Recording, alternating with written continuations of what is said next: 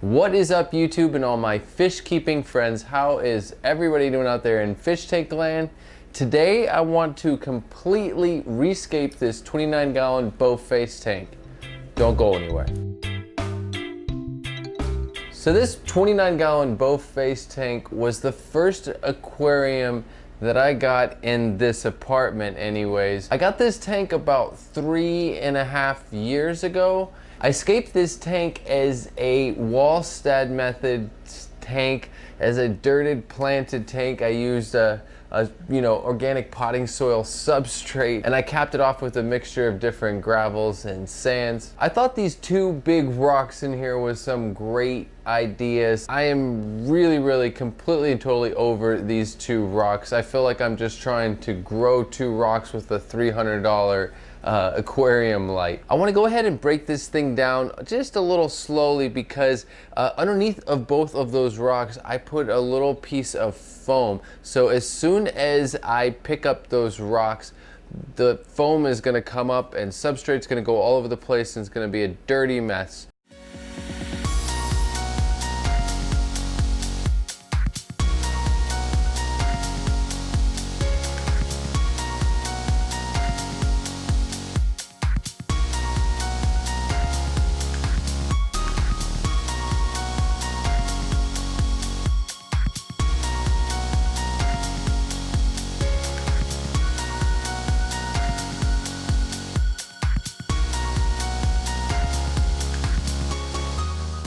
We have all of the plants removed out of this tank. They're all in this bucket right here. I need to go ahead and get these two big rocks out of here. Okay, we'll see if this foam floats up to the surface when I pull this rock out.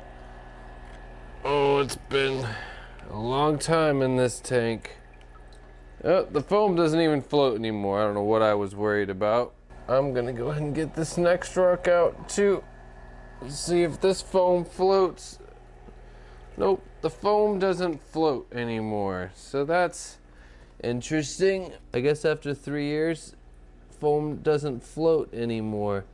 Or is it just stuck in here? I see, it is stuck in there. Oh wow, look at that. I had these pieces of foam in there just to protect the glass from those big heavy rocks. So I assume the other one's gonna do the same thing when I go to move it.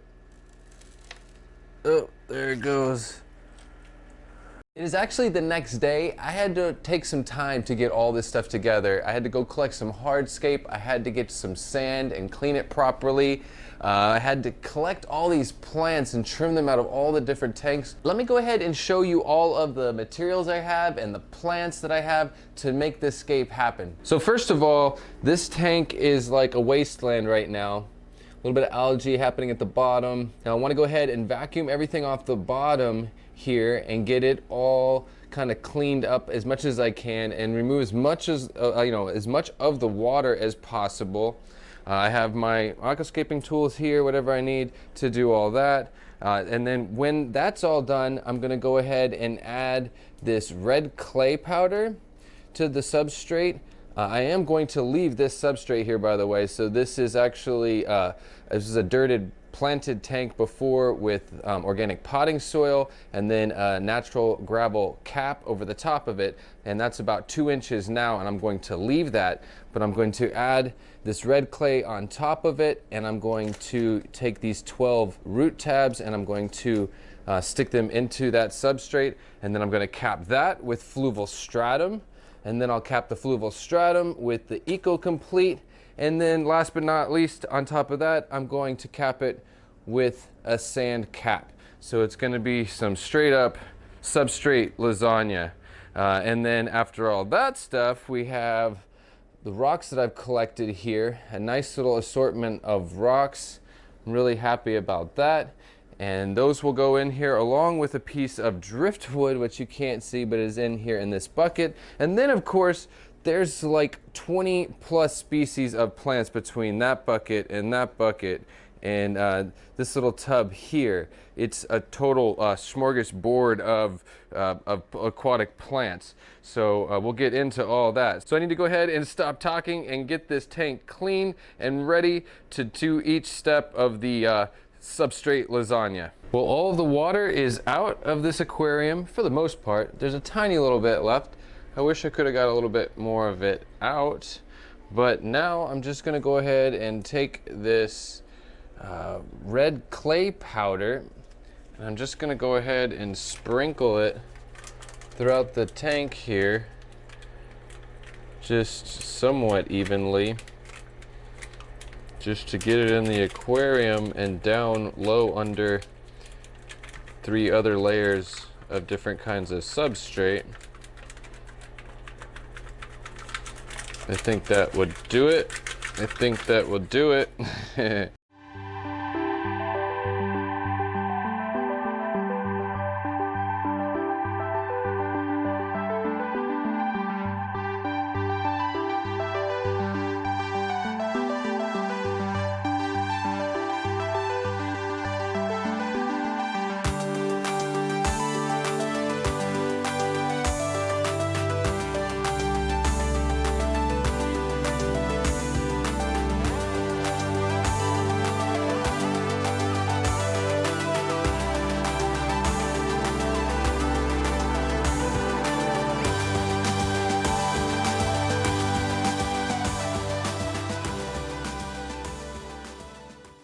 So I got all the different layers of substrate in there. I did get the fluval stratum and then the eco-complete on top of that, and then we have the sand cap that we have going on there. Now I'm gonna go ahead and add the preliminary stones to this scape. So I spent a good part of last night going through this book. This is Takashi Amano's Complete Works from 1985 to 2009. It's a really awesome book. And I came to a few pages that I really did like. I really like this scape. I like all the different hygrophila that are in here, and the dwarf sage carpet in the front, and the different anubias that we have there. But I came to this page with all this anubias and the sand substrate in the front, and you know, the other hygrophila up here in the back as well, and some different Ludwigias, and just like this scape as well. I really like this. You have the rocks here, like I have collected, and the sand substrate, and then you have all the different anubias and a little bit of driftwood. And I really I came to this one and I'm really kind of taken by this, and I kind of want to recreate this. The only thing is I really still like the dwarf sage carpet. So I am going to put some dwarf sage up in the front here in this space a little bit, maybe, but I'm going to utilize the rocks and all the anubias that I have. So this is kind of sort of what I'm going for with the plants that I have. So here's all the cool rocks that we have. You can see that I have a complete assortment, starting with really big rocks, working my way down to some kind of tiny little stones. So we're going to start with some of these bigger rocks. I'll get the biggest one in here, and I think it just was actually thinking somewhere in here for now. Where the driftwood goes is really important, so let's get this driftwood in this scape as well.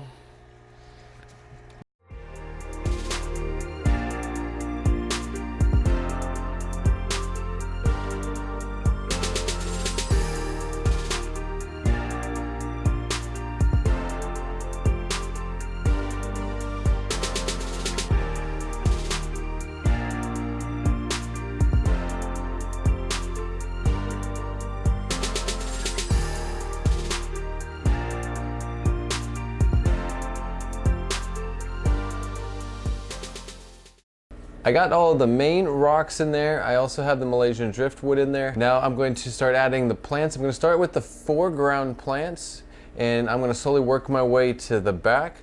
Now I kind of want to just get into my flow here and just kind of figure this thing out and kind of meditate on it, honestly, a little bit. But I will just chime in a little bit throughout this scape and let you know kind of what plants I'm working with and what I'm doing. One of the first things that I'm going to put in this tank up in the front, in the foreground, is going to be the dwarf Sagittaria, which I have here, and I'm just going to add those throughout the front of the tank. After that, I'm gonna add a few other plants like the crypts and the pearlweed and different things like that. I've put all of the dwarf sage that I have in this aquarium. I also have some crypt. This is a crypt Wendtii red, I believe. There's also some pearlweed, and I do have some dwarf hairgrass, a little bit of that in here as well. I'm going to go ahead and add some water, and I'm just going to start adding water as I work my way to the back of the tank.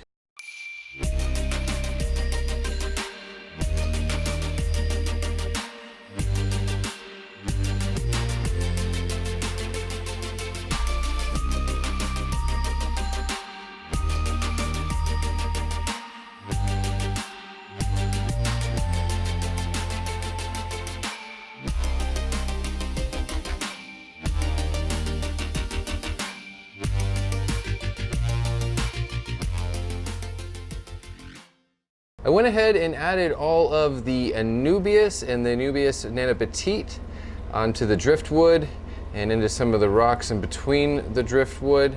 I am really getting excited about this scape. It is starting to really come together. It's really starting to look cool. So let me go ahead and put the camera back on the tripod, and I'm going to keep planting plants. From here though, I'm going to go to more of the stem plants in the back. That's pretty much what's left in my buckets. I have Hygrophila angustifolia, Hygrophila polysperma tiger. I also have some Ludwigia ripens acuata, like a hybrid, and then I also have Hygrophila siamensis. I'm going to go ahead and get everything into the back of this tank, and I'm going to start to fill up some more water into here, and we can really get to see what's going on. Well, I have a whole bunch more plants in there now, and I added some more water. It's really starting to really look beautiful. Getting really excited. So inside in the back here, let me go ahead and just kind of point out some of these plants. We have some Hygrophila angustifolia right there. We have some Rotella indica right there. This is some stargrass. This is some Hygrophila polysperma tiger. And then we have some, this is Ludwigia, I believe this is Ludwigia ripens arcuata hybrid. And then we also have another Hygrophila siamensis right there, and then there's some different Amazon swords in the mid ground of the tank, in the middle of the tank, another Amazon sword there as well. So I'm really excited about this tank. I'm going to go ahead and add some more water to it and kind of fill in a couple more plants, and I'm going to go ahead and get these rocks kind of in there where I want them, and just settle everything just a little bit and fill this tank up, and we're going to take a look at it. Okay guys, it's actually the next day, and yes, I'm wearing the same thing. This place is a complete mess. This is what it looks like when a fish nerd has a party. Just a mess of everything, and that includes the tank itself. Now you see that there is a cloud in this tank.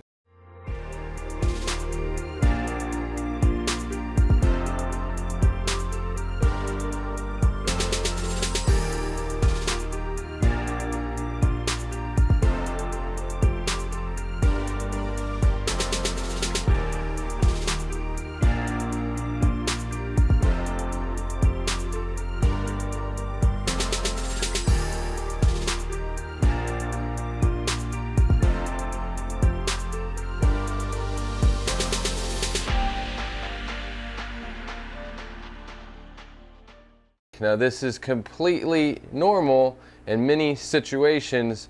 This is what people call new tank syndrome. This is a bacteria bloom caused from the fact that this tank is truly not cycled yet.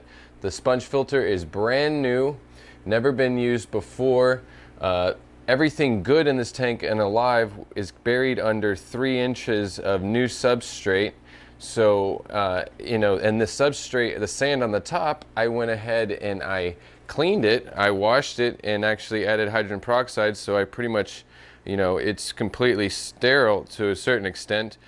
So there's nothing in the sand to give any life. So this is what happens. So the best thing that I can do at this point is take this sponge filter from one of my healthiest, probably my healthiest dirted planted tanks that I have here, and I'm just going to pretty much squeeze it out a little bit. Now, I don't say that, you know, I'm not telling everybody else to do what I'm doing, but this is what I'm going to try to do to just get some live bacteria, some infusoria and different you know, beneficial bacterias into this aquarium. So that's how I do that in this situation. You know, with a brand new tank, especially going to the store and buying everything brand new, it's really popular for it to happen. You can see that in one of these buckets here, this bucket you probably can't tell, but it's cloudy, so there's some bacteria in that as well. So that's probably how I got that bacteria into here, and with nothing else to combat that bacteria takes over the water column and makes it like a milky white. But so we'll let all these other infusorium from this other tank over here, we're going to let them try to colonize in here and pretty much get caught up into the sponge filter, so the sponge filter can come to life, and the whole tank can start to come to life as well.